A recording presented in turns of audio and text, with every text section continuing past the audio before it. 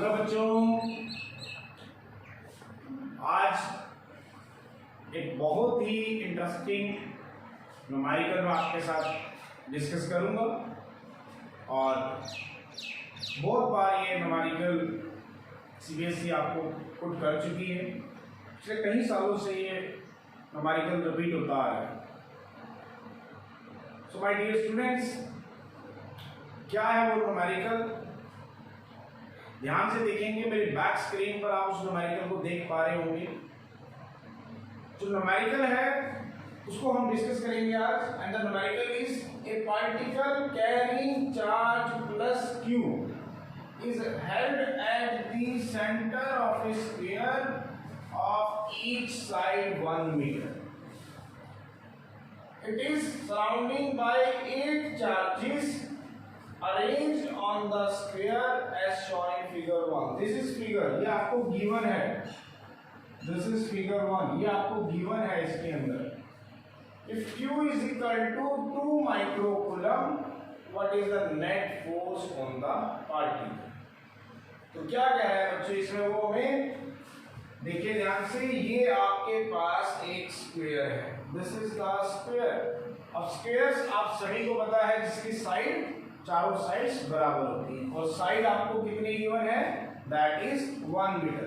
इसका मतलब आपको AB is equal to BC is equal to CD is equal to DA, वो आपको 1 मीटर गिवन है. वो कह रहा है कि A के ऊपर हमने रख दिया -2Q, B के ऊपर रख दिया -3Q, C के ऊपर रख दिया -2Q, D के ऊपर रख दिया -3Q. और इनके जो मिड पॉइंट्स थे इनको मैं नाम दे देता हूँ, कुछ भी मान लेते हैं. इसको मैं नाम दे देता हूँ H और इसको मैं दे देता हूँ, मान लेते हैं K. तो H और K के ऊपर कितना रख दिया? +4Q और +4Q. इसी तरह इसको मैं नाम दे देता हूँ, मान लो L, और इसको मैं नाम दे देता हूँ, मान लो M. L और M के ऊपर कितना रख दिया? +7Q और -7Q. तो अगर इस स्क्वायर के सेंटर में, this is the centre point, मैंने एक चार्ज पार्टिकल +Q रख दिया जिसपे चार्ज 2 माइक्रोकूलम का है, तो उसमें कितना फोर्स लगेगा? दोबारा रिपीट कर रहा हूँ इस स्टेटमेंट को, ध्यान से सुने. स्टेटमेंट समझ में आएगी तो ही आप समझ पाएंगे. क्या है स्टेटमेंट? एग्जामिनर क्या कह रहा है हमें कि आपको एक स्फीयर दिया गया है. दिस इज द स्फीयर, और आप सबको पता है स्फीयर की साइड क्या होती है? बराबर होती है. तो इसका मतलब AB is equal to BC is equal to CD is equal to DA, और ये डिस्टेंस साइड कितनी है आपको? 1 मीटर गिवन है. वो कह रहा है कि इस स्क्वायर के ऊपर मैंने 8 चार्जेस का अरेंजमेंट रख कर दिया. वो अरेंजमेंट क्या है वो आपको गिवन है. A के ऊपर रख दिया -2Q, B के ऊपर रख दिया -3Q, C के ऊपर रख दिया उसने -2Q, और D के ऊपर रख दिया उसने -3Q. इसके अलावा उसने जो साइड्स के जो मिड पॉइंट्स हैं, जैसे कि H के ऊपर रख दिया +4Q, M के ऊपर रख दिया -7Q, K के ऊपर रख दिया +4Q, और L के ऊपर रख दिया +7Q. और इसके सेंटर के ऊपर उसने एक चार्ज पार्टिकल Q रख दिया. That is the charge particle +Q, जिसपे चार्ज कितना है? 2 माइक्रोकूलम का. तो बताओ कि इसके ऊपर कितना फोर्स लगेगा? बहुत ही इंपॉर्टेंट न्यूमेरिकल है, ध्यान से देखेंगे. इसका मतलब ये पार्टिकल भी इसके ऊपर एक फोर्स लगाएगा, ये पार्टिकल भी लगाएगा, ये भी लगाएगा, ये भी लगाएगा. सारे पार्टिकल्स, सारे चार्जेस इस पार्टिकल के ऊपर फोर्स लगाएंगे. तो 1 बाय 1 हम हर फोर्स को चेक करेंगे ताकि हम नेट फोर्स को फाइंड आउट कर सकें. तो पहले हम चेक करते हैं A की वजह से जो इस पे फोर्स लग रहा है, तो वो किस डायरेक्शन में लगेगा? A इस डायरेक्शन में, उसको मैं F1 कह देता हूँ. A की वजह से जो +Q के ऊपर फोर्स लगेगा वो इस डायरेक्शन में होगा, इस डायरेक्शन F1. तो इस F1 की वैल्यू क्या होगी? वो होगी 1 bye F1, 1/4 pi epsilon not Q1 Q2, Q1 कितना है -2Q, Q2 कितना है +Q। तो मैग्नीट्यूड देंगे तो माइनस प्लस खत्म हो जाएंगे, इनटू डिस्टेंस का square. Now what is distance, that is AO का square. This is the point O, AO का स्क्वायर। इसी तरह आप ध्यान से देखें तो C की वजह से भी इसमें एक फोर्स लग रहा है इस डायरेक्शन में, ये दैट इज F2। A की वजह से जो इस पे फोर्स लग रहा था वो इस डायरेक्शन में था, उसको मैंने F1 कह दिया। F1 की वैल्यू आपके सामने ही है, 1/4 2Q into Q by distance का स्क्वायर, AO का स्क्वायर। इसी तरह C की वजह से भी इस पे एक फोर्स लगेगा इस डायरेक्शन में, उसकी वैल्यू को मैंने F2 कह दिया। वो बनेगी 1/4 product of charges that is 2Q into Q by distance का स्क्वायर दैट इज CO का स्क्वायर। अब आप सबको पता है कि जो AO है वो कितने के बराबर है, CO के बराबर है। Now what is AO, F1 और F2 they are equal and opposite. ध्यान से देखिए, F1 इस डायरेक्शन में लग रहा है, F2 इस डायरेक्शन में लग रहा है।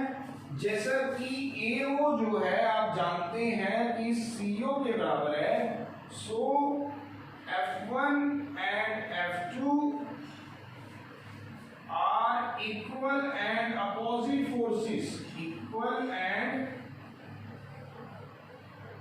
opposite forces, so they will cancel out each other।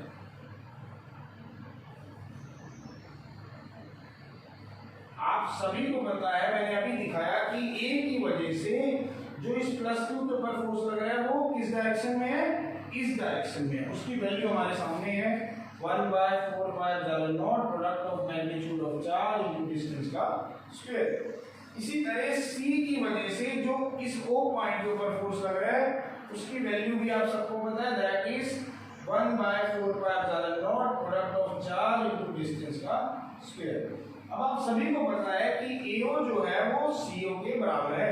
देखिए ध्यान से, this is the square, her side बराबर है, तो अगर आप AO लेंगे तो CO के बराबर ही आएगा। इसको आप कैलकुलेट भी कर सकते हैं, इस ट्रायंगल से AH4 से तो AO का स्क्वायर मिल जाएगा आपको और OC मिल जाएगा, दोनों के दोनों क्या है, बराबर है। तो जब बराबर है तो F1 और F2 क्या हो जाएंगे, इक्वल एंड अपोजिट, तो they will cancel out each other. इसका मतलब इन दो चार्जेस की वजह से इस पे कोई भी फोर्स नहीं लगेगा। अब बात करते हैं इस -3Q की और इसकी, इस -3, तो इसकी वजह से जो इस पे फोर्स लगेगा वो लगेगा, मान लेते हैं F3, वो इस डायरेक्शन में लगेगा। किस डायरेक्शन में, इस डायरेक्शन में। तो फिर दोबारा से F3 की वैल्यू क्या हो जाएगी आपके पास, 1/4 3Q into Q by distance का स्क्वायर दैट इज DO का स्क्वायर। इसी तरह इस -3Q की वजह से भी इसके ऊपर एक फोर्स लगेगा, वो इस डायरेक्शन में होगा, उसको मान लेते हैं F4। तो F4 की वैल्यू कितनी होगी, 1/4 Q1 into Q2 means 3Q into Q by distance का स्क्वायर, डिस्टेंस इज BO का स्क्वायर। अब आपको पता है कि जो BO है वो DO के बराबर है, क्यों, क्योंकि O इसका क्या है, मिड पॉइंट। तो BO आपका कितने के बराबर है, DO के बराबर। तो इसी तरह जो F3 है, सो F3 and F4 forces are equal and opposite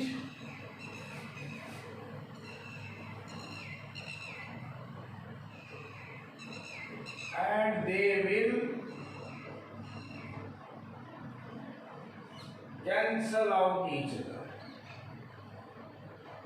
इसका मतलब इन दो चार्जेस की वजह से भी इसके ऊपर कोई फोर्स नहीं लगने वाला, क्योंकि दोनों फोर्सेस कैंसिल हो गए। अब देखिए ध्यान से, अब हम बात करते हैं इस +4Q की वजह से। तो इस +4Q की वजह से जो इस पे फोर्स लगेगा वो मान लेते हैं इस डायरेक्शन में है, दैट इज F5। तो F5 की वैल्यू क्या होगी, वो होगी आपके पास 1/4πε0 Q1 Q2 4Q into Q by distance का square, the distance is HO का स्क्वायर। इसी तरह इस प्लस 4Q की वजह से भी इसके ऊपर एक फोर्स लगेगा इस डायरेक्शन में, दैट इज F6। तो F6 की वैल्यू हो जाएगी हमारे पास 1/4πε0 4Q into Q by distance का स्क्वायर, दैट इज KO का स्क्वायर। तो अब ध्यान से देखिए, जो HO है और जो KO है ये भी बराबर है half metre, as HO is equal to KO is equal to half meter. So F5 and F6 forces are also cancel out, are also equal and opposite,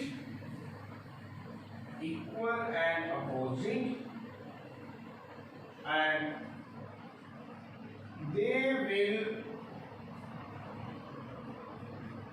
cancel out each other। तो ये क्या करेंगे, cancel out करेंगे। तो इन दोनों की वजह से भी इस पार्टिकल के ऊपर कोई फोर्स नहीं लगेगा।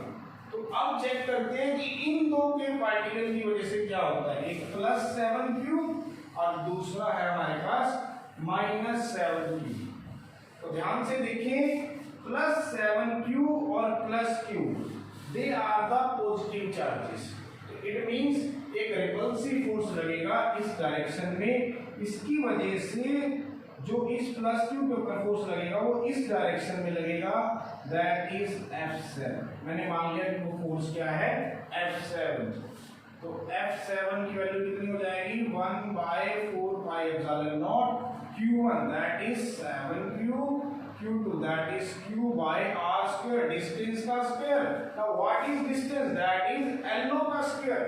अब LO कितनी है, ये पूरी लेंथ कितनी है, आप ध्यान से देखें, ये पूरी लेंथ है आपके पास कितनी, 1 मीटर। तो LO कितना हो जाएगा, LO का स्क्वायर। इट मींस F7 आ गया आपके पास 1/4πε0 7Q into Q। what is LO, that is, चलो अब इसको हम LO ही रहने देते हैं, दिस इज LO का स्क्वायर F7, ठीक है। अब ध्यान से देखिए, इस -7Q की वजह से भी इस +Q के ऊपर एक फोर्स लगा है, बट ध्यान से देखिए ये अपोजिट चार्जेस है, these are the opposite charges. तो इसका मतलब अब जो फोर्स लगेगा वो अट्रैक्टिव नेचर का होगा, मतलब इस तरफ ही लगेगा, F8। दोबारा से देखिए, ये जो प्लस था और ये जो प्लस था, +7Q और +Q, they are the same nature, they have the same nature, ये चार्जेस सेम नेचर के हैं। इसका मतलब इसकी वजह से इसके ऊपर एक रिपल्सिव फोर्स लगेगा F7 जो डाउनवर्ड डायरेक्शन में होगा, वो हमने वैल्यू निकाल दी 1/4πε0 7Q into Q by LO का। इसी तरह आप ध्यान देखें, F8 यहाँ पे जो फोर्स पड़ा है M पे, दैट इज -7Q। इसकी वजह से जो इस पे फोर्स लगेगा वो अट्रैक्टिव नेचर का होगा, क्योंकि they are the opposite charges. तो इसका मतलब डाउनवर्ड डायरेक्शन में लगेगा F8। तो F8 की वैल्यू आएगी हमारे पास, वो आएगी 1/4πε0 Q1 is 7Q, Q2 is Q by distance का square. what is distance, that is MO का स्क्वायर। तो अब दोनों के दोनों फोर्सेस आप ध्यान से देखें कि सेम डायरेक्शन में, force is a vector quantity, और ये आप सबको पता है कि जब दो वेक्टर सेम डायरेक्शन में लगते हैं तो वो एडिटिव हो जाते हैं। इट मींस जो नेट फोर्स लगेगा इसके ऊपर, the net force acting on the particle Q is the sum of the forces F7 and F8। तो जो टोटल नेट फोर्स लगेगा F नेट वो कितना होगा, F7 plus F8, F7 plus F8 means कितना होगा? F7 की वैल्यू रखेंगे 1/4πε0 7q into q by distance का स्क्वायर, डिस्टेंस इज LO का square plus 1/4πε0 7q into q by MO का स्क्वायर। तो F नेट निकाल लेते हैं हम 1/4πε0 आप कॉमन ले लें तो ये बनेगा 7q, q कितना गिवन है आपको 2 माइक्रोकूलम। तो what is 7q 7 into 2 micro means 10⁻⁻6 coulomb into q that is 2 into 10⁻⁻6 coulomb divided by LO का square. What is LO? that is हाफ मीटर मींस 0.5 मीटर इसका होल स्क्वायर प्लस फिर दोबारा से 7q that is 7 into 2 into 10⁻⁻6 meter into what is q2 again that is 2 into 10⁻⁻6 coulomb divided by 0.5 इसका whole square. तो अब 1/4πε0 की value आप सभी को पता है कितनी होती है, दैट इज 9 into 10⁻⁹। हमारे पास क्या आया 1/, ये रिजल्ट आया।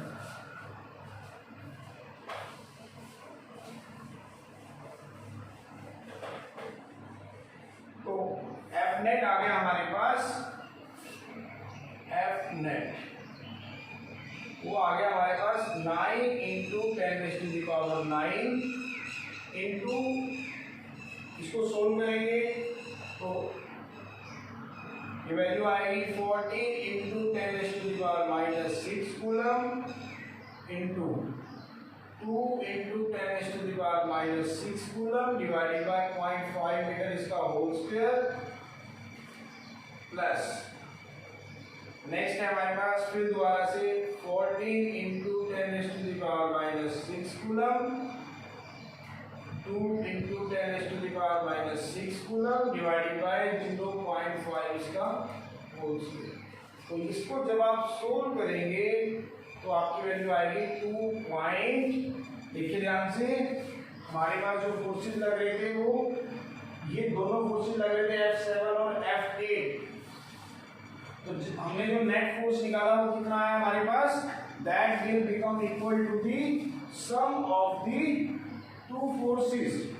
तो जब आप इसको सोल्व करेंगे तो आपके पास जो हमारे पास F नेट आया, जब आप इसको सोल्व करेंगे तो 2.106 न्यूटन ये वैल्यू आपके पास आएगी। So this is the value comes out to be कितनी आई हमारे पास वैल्यू, दैट इज 0.016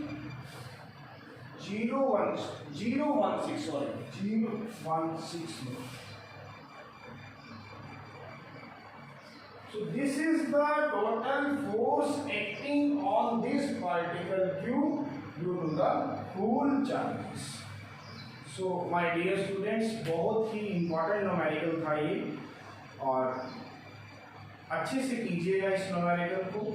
CBSE बहुत बार इसके बेस के ऊपर numerical पूछती है, इसलिए ये वीडियो मैं इसकी बनाकर आप तक शेयर कर रहा हूँ और जल्दी ही ये वीडियो आप तक पहुँच जाएगी। और माय डियर स्टूडेंट्स, मैं फिर आपसे कहना चाहूँगा कि इन वीडियोस को अपने तक ही मत सीमित रखें, अपने फ्रेंड्स अपने कोलीग्स तक इसे शेयर करें ताकि सभी अपने अपने डाउट्स को मेरे इस यूट्यूब चैनल्स के थ्रू क्लियर करते रहें। और at last I am again saying, if you like my videos then please don't forget to like, share and subscribe. धन्यवाद।